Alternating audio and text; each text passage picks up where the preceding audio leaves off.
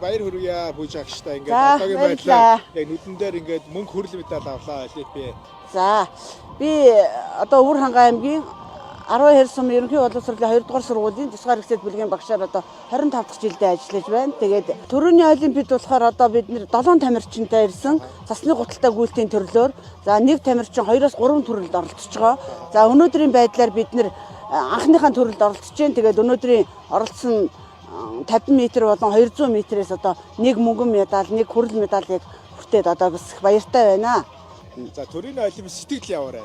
За үнэхээр сайхан байна. Би өвлийн олимпиад гэдэг юмд одоо анх удаа ирж оролцож байгаа. Тэгээд үнэхээр гайхамшиг юм байна. Нэгдүгээрт, хоёрдугаарт ерөөсөн миний хувьд бол одоо миний бодож байгаа бодол сэтгэл гэвэл би зүгээр багш хүнийхээ хувьд биш.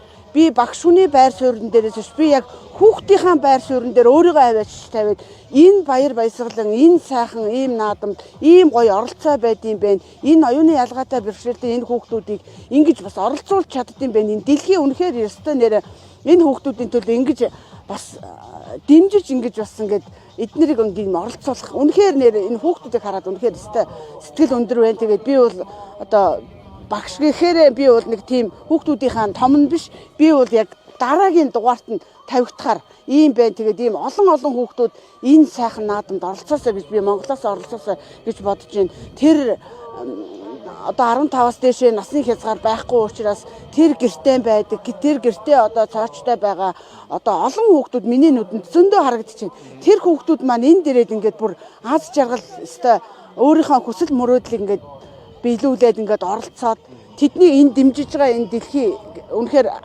агуу юм аа л гэж бодож байна да. За маш их баярлалаа.